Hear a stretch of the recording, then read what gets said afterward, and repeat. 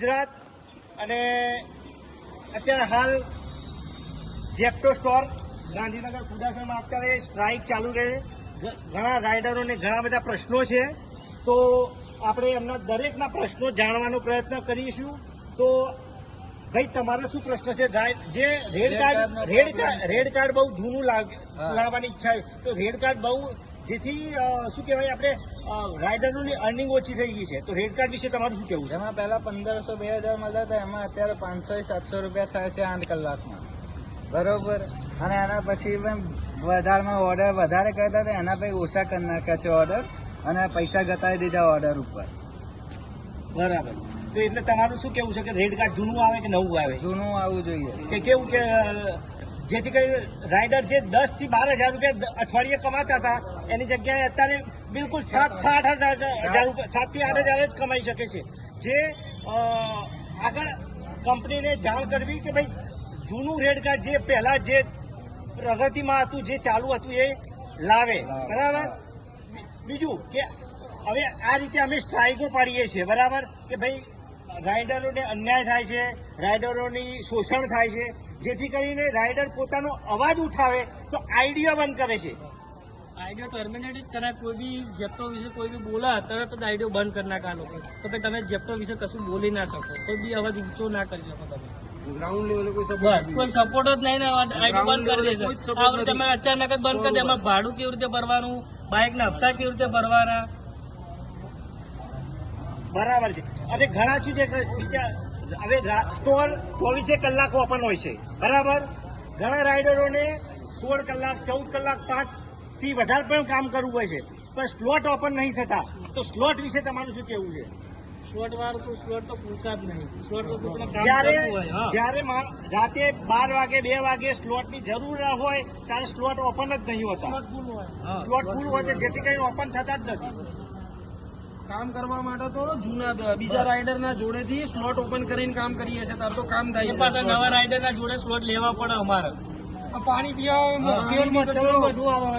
પાણીની અંદર લીલ આવે છે, શેડની કોઈ વ્યવસ્થા નથી. કંપની ટૂંક સમય શોષણ કરવા માંગે છે, મને એટલી ખબર પડે. તમે 24 કલાક કામ કરો પણ તમને અર્નિંગ કે ફાયદો કશું જ નહીં. મફતનું કામ કરો. પછી રાત્રે અમે 2 વાગે ભરવાઈએ તો આરે હોતા નથી કે અમે કેવી રીતે કેશ પેકરો પૈસા ભરે છે. અમારે જે કેશ લિમિટ હોય ને એ પેકરો અંદર થી હેન્ડ ઓવર માં 30 મિનિટ વેટિંગ કરાવો ખાલી અંદર. હેન્ડ ઓવર લેવાના આટલી 30 મિનિટ કે તમે ઉભા રહો. પછી ભારતીય નાણું અસ્વીકાર કરે છે. એક તો પેલા જે રોકડ કોઈ કસ્ટમર 5 રૂપિયા આપ્યા હોય, 7 રૂપિયા આપ્યા હોય, ભારતીય નાણાંનો અસ્વીકાર કરવો એ ભારતીય દંડનો અપરાધ છે, બરાબર. રિઝર્વ બેંક ઓફ ઇન્ડિયા આ એનો અસ્વીકાર કરેલો છે. અને બીજું કે જે આરટીઓ થાય છે, બરાબર, આરટીઓ થયા પછી અહીંયા આપણે રાઇડર રિટર્ન આવે છે, રિટર્ન આવ્યા પછી હેન્ડઓવર નહીં થતું. આટો કસ્ટમર આપણે કેન્સર કસ્ટમર કે અમારો ઓર્ડર લેવો નથી, તો આટો બી થતો નથી. અને અંદર અડધો કલાક સુધી અમારે છે ને રાહ જોવી પડે ભાઈ ક્યારે આટો થાય. અમારે બીજા ઓર્ડર કરવા તો કેવી રીતે ટૂંક સમય કેવી રીતે થાય? આજે રવિવાર છે, બરાબર, અને અર્નિંગ વધારે હોવું જોઈએ, એની જગ્યાએ આજે બિલકુલ અર્નિંગ જ નથી. ટર્મિનેટ આઈડી બધાની કરી નાખી કે તમે કામ કરવું હોય તો તમારે અહીં ઉભું રહેવાનું. ઉભા આવે બી ના પાડે છે. અર્નિંગ વિશે તમારું શું કેવું છે? અર્નિંગ વિશે વાત કરું તો અર્નિંગમાં છે એવું કે સૌથી પહેલા અર્નિંગ કંપની અમને જે તે સમયે બતાવેલું કે આટલું અર્નિંગ તમને આપીશું ને આવી રીતે કામ થશે, પણ એ તો કશું આપ્યું નહીં. પછી નેક્સ્ટ થયું એવું કે સાહેબજી આવ્યા, અમે આગળ બી એકવાર 4 કલાકની કંઈ સ્ટ્રાઇક થયેલી. 4 કલાકની અંદર સાહેબ આવ્યા પછી અમને જે સૌથી પહેલા અમને જે રેડ કાર્ડ આપેલું, એ રેડ કાર્ડની અંદર ખાલી અમને એવું કર્યું કે અમને પહેલા આપ્યું, પછી નેક્સ્ટ વીક એમને ઘટાડી દીધું. છતાં એમનું કામ અમને માન્ય રાખી અને કંપનીને નુકસાન ના થાય એટલે અમે લોકોએ કોઈ એક્શન લીધી નહીં. કારણ કે કંપનીનું અમે લોકો વિચારીએ પણ કંપનીએ અમારું વિચાર્યું નહીં. એની જ વસ્તુ અમે કંપનીનું 1 મહિના સુધી ચલાવ્યું, પણ કંપનીએ કશું એની અંદર ચેન્જીસ લાવી નહીં. આજે એ વસ્તુનું નિરાકરણ માટે અમારે સ્ટ્રાઇક નથી કરવી, પણ છતાંય કંપનીએ અમને સામે જોઈ અને કરાવડાઈ એટલે અમે આ વસ્તુ કરી છે.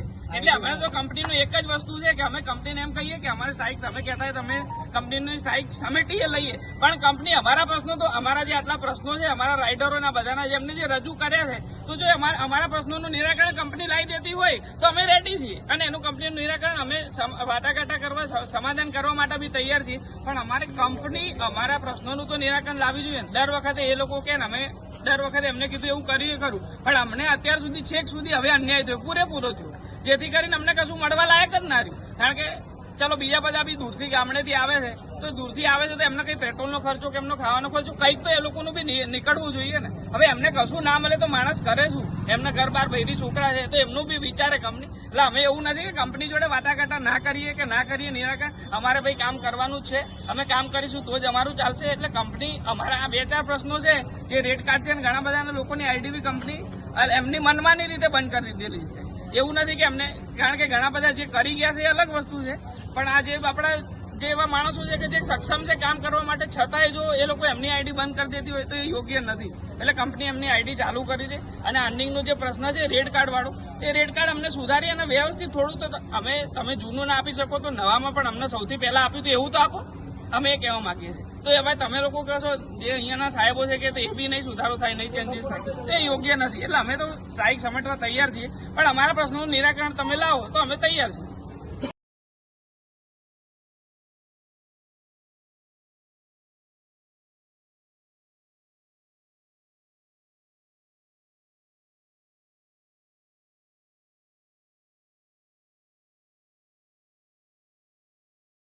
बैठ गए थे, इनके मैनेजर्स एंड एसआईज आरएसएस वगैरह सब आए थे। 8 बजे के करीब इनका लॉयर आया। लॉयर आने के बाद में लॉयर हमें धमकी देने लगा, हम आपकी आईडीज टर्मिनेट कर देंगे। एडवोकेट हमको सीधा से वजह बोलता है कि तुमको जब ऑफर लेटर नहीं अलॉट हुआ है, तुमको जब कुछ अलॉट नहीं हुआ है कंपनी की साइड से, तो हम इसमें कुछ एक्शन नहीं ले सकते। 10-11 बजे जब राइडर्स चले जाते थे तब हमें रिक्वेस्ट किया जाता 2 बजे तक रुकने के लिए, हम रुकते थे। स्टोर कुछ भी नहीं था स्टार्टिंग से एंड तक। आज हम राइडर से, आज जब स्टोर अपने लेवल पर पहुंच गए तो स्टोर को हमारी वैल्यू नहीं है, हमारी जरूरत नहीं है। हमारी डिमांड सिर्फ यही है मैम, जो अदर स्टोर को मिल रहा है हमको वही स्टोर के, हमको भी वही चाहिए, सेम चाहिए।